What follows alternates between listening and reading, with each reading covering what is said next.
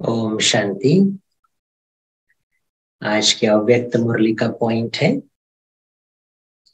बाबा आज पुरुषार्थ में कमी आने के दो मुख्य कारण बता रहे हैं। इस मुरली की तारीख है 10 जनवरी 79। 10 जनवरी 79।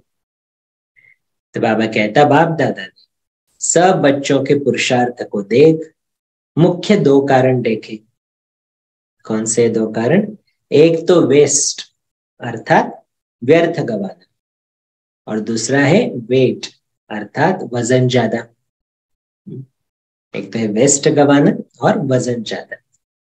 जैसे आजकल के जमाने में शारीरिक रोगों का कारण वेट जास्ती है। कभी भी कोई बीमारी लेकर जाओ डॉक्टर के पास, पहले क्या? वेट कम करो।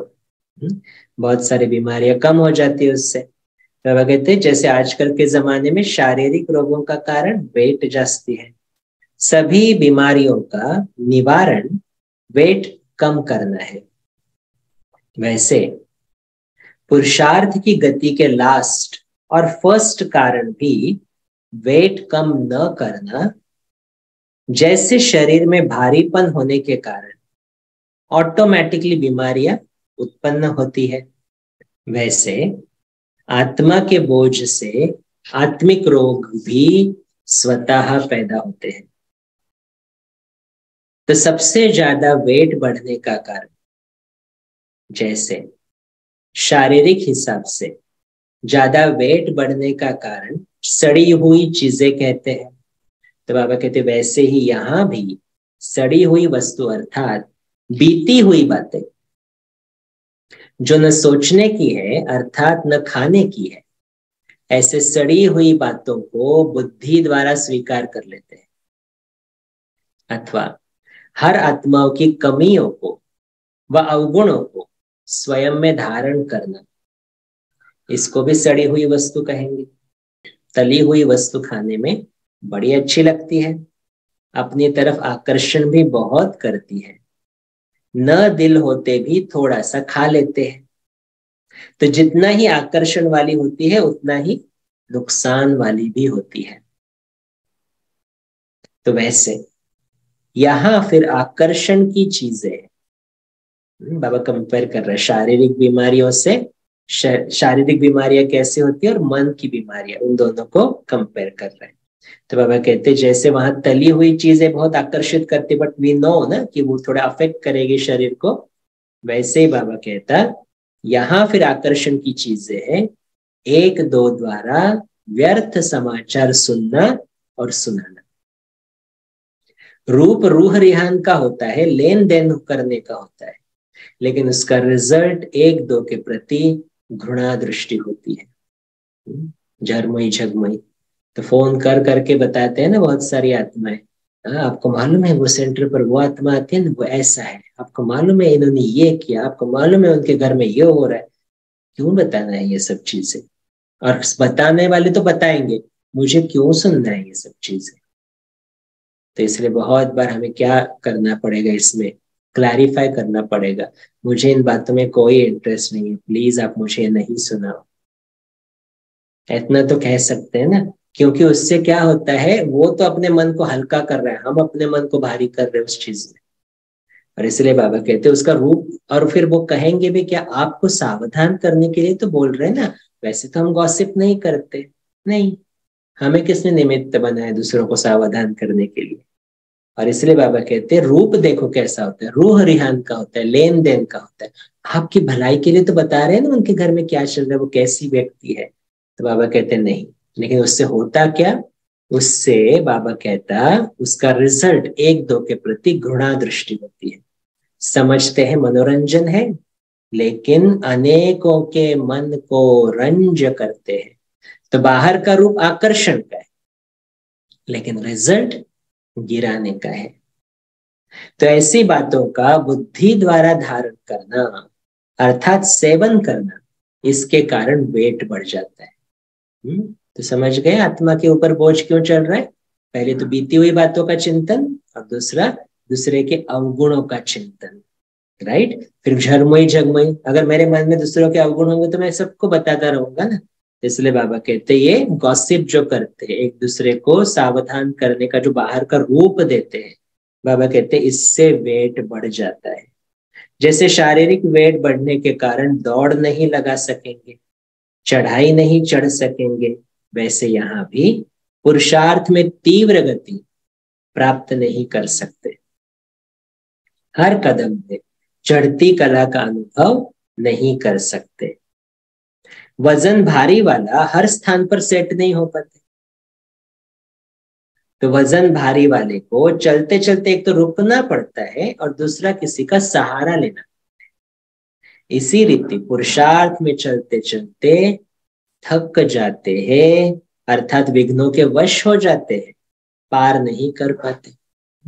तो अगर मेरे पुरुषार्थ में एक स्लगिशनेस है, पुरुषार्थ मेरा स्लो चल रहा है, पुरुषार्थ में बीच बीच में रुक जाते हैं, थक जाते हैं, तो समझो आत्मा के ऊपर वेट बहुत ज्यादा है। तो चेक करना है, क्या मैं बीती बातों को बहुत सोचता हूँ, क्या मैं दूसरों के अवगुणों को ज्यादा देखता हूँ, क्या मैं दूसरों के अवगुण को वर्णन करता हूँ या सुनता हूँ, और इसीलिए वेट बढ़ रहा है।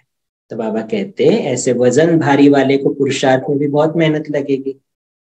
बाबा कहता एक बाप का सहारा तो सभी को मिला हुआ है, लेकिन ये आत्माओं को सहारा बनाकर चलते। वजन भारी है ना, तो बाप की तरफ नजर नहीं जाएगी, इधर उधर आत्माओं की तरफ। आप बताओ मुझे पुरुषार्थ कैसे करना है, आप थोड़ी मदद करो, आप थोड़ा ये रिकॉर्ड करके दो, आप मेरी मुरली सुना, आप मुझे थोड़ा सावधान करो जब भी मैं गलत हो जाऊं। नहीं, तो डिपेंडेंसी क्रिएट करते हैं हम लोग। इसलिए बाबा कहते सहारा तो ये मिला है ना, लेकिन ये आत्माएं आत्माओं को देखती है, देहधारियों को देखती है। अगर थोड़ा भी आत्माओं का सहारा अर्थात सहयोग मिलता नहीं, तो चल नहीं पाते। बार बार कहेंगे सहयोग मिले तो आगे बढ़े, चांस मिले कोई बढ़ावे तो आगे बढ़े, क्योंकि स्वयं भारी होने के कारण दूसरे के सहारे द्वारा अपना बोझ हल्का करना चाहते हैं। इसलिए बाप दादा कह रहे वेट कम करो।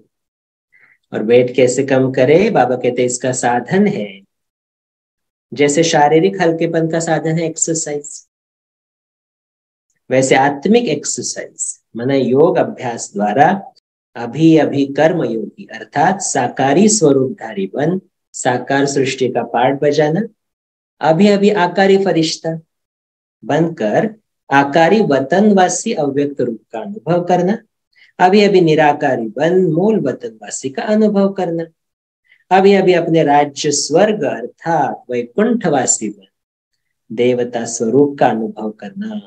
तो ऐसे बुद्धि की एक्सरसाइज करो तो हल्के हो जाएंगे। जैसे वो उसके लिए एक्सरसाइज है, वैसे इसके लिए मन की एक्सरसाइज 500 रुपयों का अभ्यास है, वो भी बार बार प्रैक्टिस करेंगे तो मन को ट्रेन करते जाएंगे। बाबा कहता फिर हल्के हो जाएंगे, भारीपन खत्म हो जाएगा। दूसरी चीज कौन सी, पहले बाबा ने बताई वेट कम करो, अभी दूसरी चीज बाबा कहता दूसरी है वेस्ट नहीं करो। क्यों वेस्ट करते हो, जो वस्तु जैसी मूल्यवान है उसको वैसे यूज न करना, इसको भी वेस्ट कहा जाता है। तो एक एग्जाम्पल बाबा बता रहा है, बाप द्वारा यह समय संगम युग का खजाना मिला है। संगम युग का सेकंड अनेक पद्मों की वैल्यू का है। सेकंड का भी स्वयं के प्रति व सर्व के प्रति पद्मों के मूल्य समान यूज नहीं किया तो ये भी वेस्ट किया। अर्थात जैसा मूल्य है वैसे जमा नहीं किया, तो हर सेकंड में पद्मों की कमाई का वरदान ड्रामा में संगम के समय को ही मिला हुआ है। तो ऐसे वरदान को स्वयं प्रति भी जमा नहीं किया, औरों के प्रति भी दान नहीं किया, तो इसको भी व्यर्थ कहा जाएगा। बहुत सारी आत्माएं क्या करती है, मुरली सुनी मेरा काम हो गया, फिर सारा दिन जो मन में आया किया। बाबा कहते नहीं, आप समय कैसे गवा रहे हो, इतना अमूल्य समय मिला है कैसे गवा रहे हो, ज्ञान रत्नों का खजाना मिला है उसको कैसे यूज कर रहे हो, या उसको भी वेस्ट कर रहे हो, बार बार कलयुगी संस्कारों को इमर्ज कर रहे हो, ज्ञान को अप्लाई नहीं कर रहे हो, तो बाबा कहते ये भी वेस्ट हो जाता है। और वेस्ट हुआ, जैसे भोजन भी वेस्ट हुआ तो जब जरूरत पड़ेगी तो खाने के लिए कुछ नहीं, वैसे बाबा कहते ये खजाने वेस्ट किए तो जब जरूरत पड़ेगी तो कुछ नहीं मिलेगा, और फिर क्या हो जाएगा, दे दो दे दो दे दो, मांगना शुरू हो जाएगा। हम दाता बनने वाले हैं, मांग नहीं सकते। ऐसे नहीं समझो कि कोई पाप तो नहीं किया व कोई भूल नहीं की, लेकिन समय का लाभ न लेना भी व्यर्थ है। मिले हुए वरदान को न स्वयं प्राप्त किया, न कराया, तो इसको भी वेस्ट अर्थात व्यर्थ कहेंगे। इस प्रकार संकल्प भी एक खजाना है, ज्ञान भी है, स्थूल धन भी ईश्वर अर्थ समर्पण करने से एक नया पैसा, एक रतन समान वैल्यू का हो जाता है। तो इन सब खजानों को स्वयं के प्रति व सेवा के प्रति कार्य में नहीं लगाते तो भी व्यर्थ कहेंगे।